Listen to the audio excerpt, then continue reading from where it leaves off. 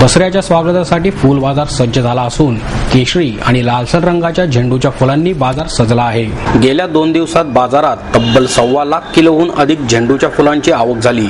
घाऊक बाजारात या फुलांना किलो मागे 20 ते 30 रुपये दर मिळाला। शेवंती, ॲस्टर, गुलछडी या फुलांनाही चांगली मागणी आहे।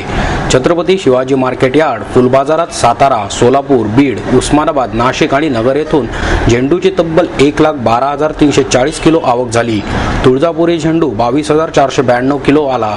लालसर रंगाच्या तुळजापुरी झेंडूलाही चांगली मागणी होती, त्याला किलो मागे 20 ते 40 रुपये दर मिळाला। ॲस्टरची 12,76,240 फुले बाजारात आली। शेकडा फुलांचा भाव 14 ते 16 रुपये इतका होता। हवेली आणि बारामतीतून गुलछडीची 16,030 किलो आवक झाली, त्याला किलो मागे 100 ते 180 रुपये इतका दर मिळाला। पारनेर भागातून पांढऱ्या रंगाच्या शेवंतीची 39,560 आणि पिवळ्या रंगाच्या शेवंतीची 9,455 किलो आवक झाली।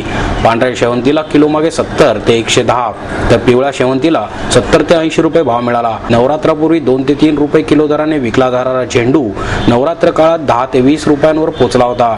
दसऱ्याला त्यात आणखी वाढ होण्याची शक्यता आहे।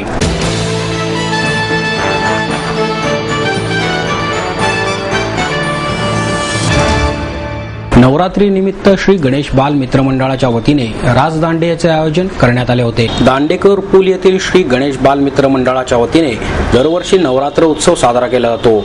मंडळाने यावर्षी 28व्या वर्षात पदार्पण केले आहे। माजी नगरसेवक शंकर पवार यांनी सपत्नीक या अष्टभुजा मातेची आरती केली।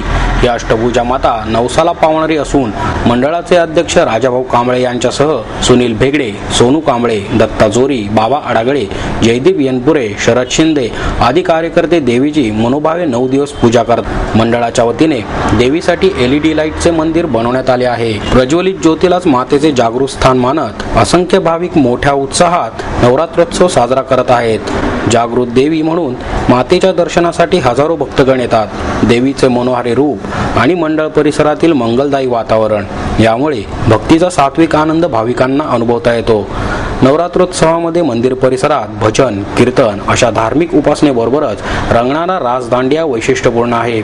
घटस्थापनेपासून हा भक्तीचा मेळा सुरू होतो।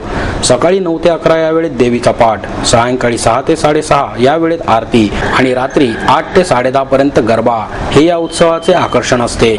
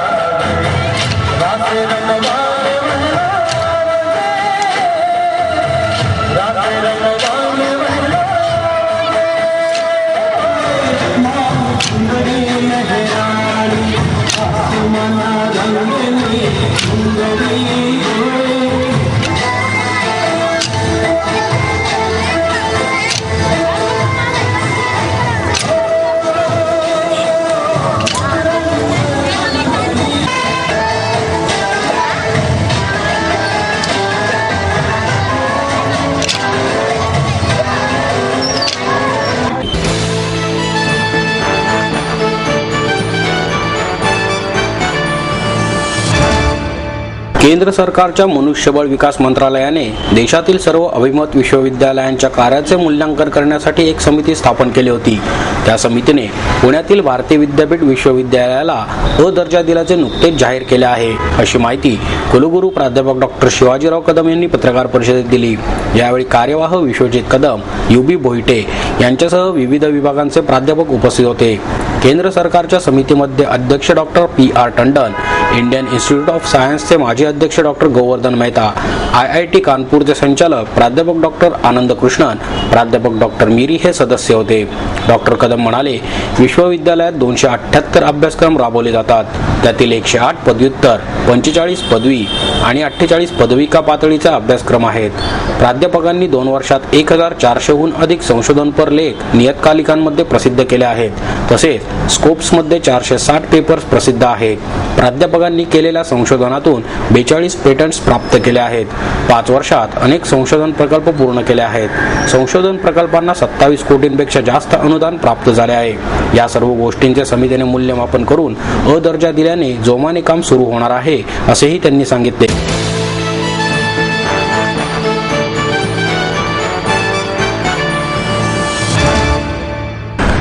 इंदू मिल जागा प्रश्नी रिपब्लिकन पार्टी ऑफ इंडियाच्या वतीने जेल भरो आंदोलन करण्यात आले. इंदू मिलची जागा डॉक्टर बाबासाहेब आंबेडकर यांच्या स्मारकासाठी मिळालीच पाहिजे या मागणीसाठी शहरातील रिपब्लिकन पार्टी ऑफ इंडियाच्या शहर शाखेच्या वतीने बेलबाग चौकात जेल भरो आंदोलन करण्यात आले. यावेळी शासनाच्या विरोधात जोरदार घोषणाबाजी करण्यात आली. त्याचप्रमाणे इंदू मिलची जागा स्मारकासाठी मिळालीच पाहिजे या मागणीचे फलक आणि घोषणाही देण्यात आल्या. आंदोलनकर्त्यांना फरासखाना पोलिसांनी ताब्यात घेतले. त्यांची ओळख पडत झाल्यानंतर शिवाजीनगर येथून त्यांना सोडण्यात आले. मुख्यमंत्री पृथ्वीराज चव्हाण केवळ वेळकाढूपणाचे धोरण स्वीकारत असून तांत्रिक अडचणीच्या नावाखाली आंबेडकरी जनतेची दिशाभूल करत असल्याची टीका या रिपाईंचे राष्ट्रीय अध्यक्ष रामदास आठवले यांनी राज्यातील पक्षाचे कार्यकर्ते तसेच राजकीय नेत्यांनी इंदू मिलची जागा डॉक्टर आंबेडकर यांच्या स्मारकासाठी मिळावी यासाठी जेल भरो आंदोलन करण्याचे आदेश दिले आहेत. त्यानुसार हे आंदोलन करण्यात आले असल्याची माहिती रिपाईच्या नेत्यांनी दिली. आंदोलन सुरू असताना फरासखाना पोलीस ठाण्याचे अधिकारी आणि कर्मचारी आले आणि त्यांनी आंदोलनकर्त्यांना ताब्यात घेतले. त्यानंतर ओळख परेड करून त्यांना सोडून देण्यात आल्याची माहिती पक्षाचे नेते नवनाथ कांबळे यांनी दिली. आंदोलनात रिपाईचे शहराध्यक्ष महेंद्र कांबळे, बाळासाहेब जानराव, परशुराम वाडेकर, अशोक शिरोळे, शैलेंद्र चव्हाण, नगरसेवक सिद्धार्थ देंडे, नगरसेविका सुनंदा देवकर, आसिफ गांगुर्डे, महेश शिंदे, हनुमंत साठे, संजय सोनवणे आदी कार्यकर्ते सहभागी झाले होते.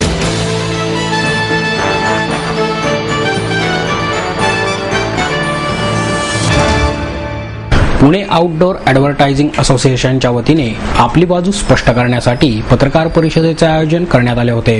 पुणे महापालिकेच्या जाहिरात धोरण निश्चितीचे कारण दाखवून काही हितसंबंधीय जनतेची, काही लोकप्रतिनिधींची आणि प्रशासनाची दिशाभूल करत असल्याचा आरोप पुणे आउटडोर ॲडव्हर्टायझिंग असोसिएशनच्या वतीने करण्यात आला. जाहिरात परवान्यांचे नूतनीकरण केल्याने महापालिकेचे कोणतेही आर्थिक नुकसान होणार नसल्याचा दावा करून प्रशासनाने परवान्यांचे त्वरित नूतनीकरण करावे असे आवाहनही असोसिएशनने केले आहे. या पत्रकार परिषदेला असोसिएशनचे अध्यक्ष बाळासाहेब गांजवे, बाळासाहेब शिंदे आदी उपस्थित होते. पुणे महानगरपालिका हद्दीतील होर्डिंग्स, किओस्क, कमानीवरील जाहिराती अशा प्रकारच्या आउटडोर जाहिरातींबाबत महापालिका प्रशासनाने धोरण निश्चित केले असून त्याला राज्य शासनाच्या परवानगीची प्रतीक्षा आहे. या पार्श्वभूमीवर महापालिकेने जाहिरात हक्क कराराचे नूतनीकरण केल्यास महापालिकेचे आर्थिक नुकसान होत असल्याचा दावा करून जाहिरात हक्काचे नूतनीकरण करण्यास यापूर्वी नकार देण्यात आला. मात्र राज्य शासनाच्या नगरविकास विभागाकडून महापालिका आयुक्तांना पाठवण्यात आलेल्या पत्रानुसार महापालिकेने जाहिरात परवान्यांचे नूतनीकरण करणे आवश्यक आहे. तसेच महापालिका न्यायालयाने कनिष्ठ स्तर दिवाणी न्यायाधीश सत्यवान डोके यांनी दिनांक 8 मार्च 2012 रोजी दिलेल्या आदेशानुसार अंतिम आदेश मिळेपर्यंत परवान्यांचे नूतनीकरण करणे आवश्यक आहे. याखेरीज महापालिकेच्या स्थायी समितीने ठराव करून जाहिरात परवान्यांच्या नूतनीकरणास मान्यता दिली आहे. मात्र काही आजी माजी नगरसेवक आणि हितसंबंधीय यांनी घेतलेल्या आक्षेपामुळे या निर्णयाचा फेरविचार होणार असल्याचे समजते. मात्र जाहिरात परवान्याचे नूतनीकरण न करणे हा राज्य शासनाच्या नगरविकास विभागाचा आणि महापालिका न्यायालयाचा अवमान आहे. याकडे त्यांनी लक्ष वेधले.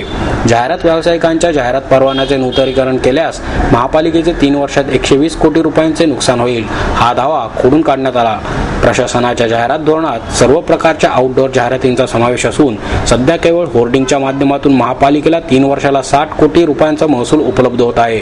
दर 3 वर्षांनी होणारी 15% वाढ गृहीत धरल्यास हा आकडा 90 कोटीपर्यंत पोहोचतो असा दावा त्यांनी केला. महापालिकेने योग्य नियोजन केल्यास शहरातील सुमारे 300 जाहिरात व्यावसायिक आणि त्यावर अवलंबून असलेल्या सुमारे 10,000 कर्मचाऱ्यांचे कुटुंबीय यांच्या पोटावर पाय न आणताही महापालिका अपेक्षित उत्पन्नापेक्षा अधिक उत्पन्न मिळू शकेल याकडे असोसिएशनने लक्ष वेधले आहे.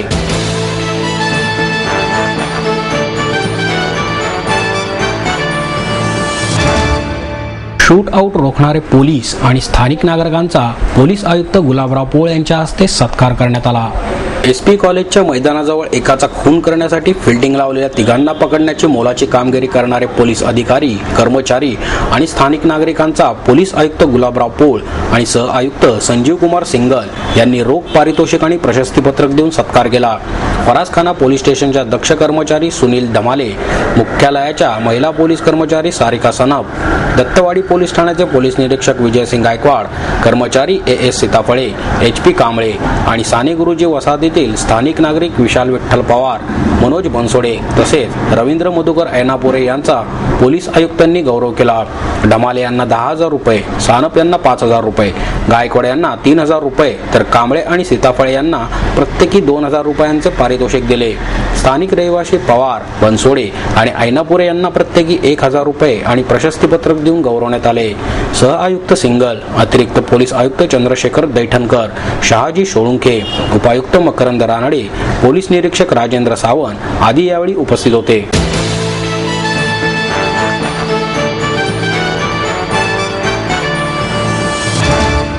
प्रबळगडावर ट्रेकिंगला आलेले तरुण वीज कोसळून त्यातील एक जण जखमी होतो. त्याचवेळी या गडावर आलेल्या इतरांची त्याला मदत मिळते.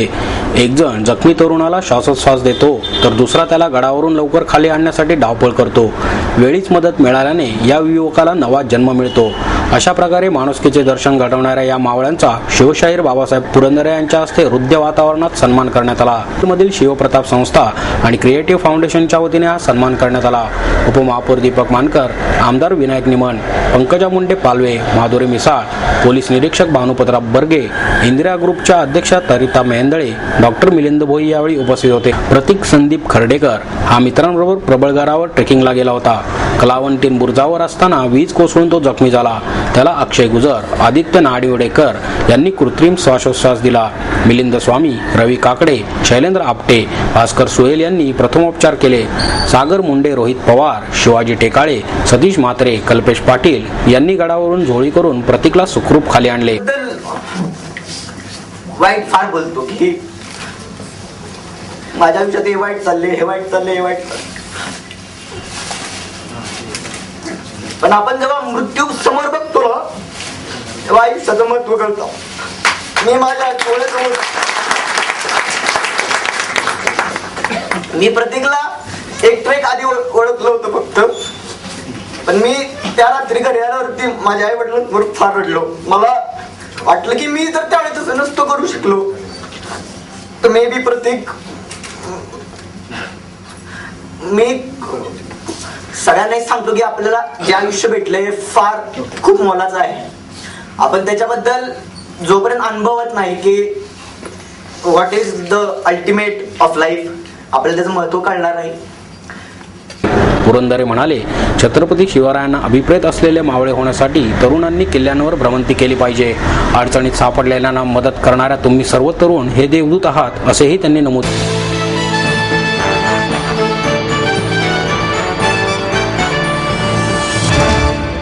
पुणे नवरात्र महोत्सवात लावणीच्या अदाकारीने रसिक प्रेक्षक मंत्रमुग्ध झाले.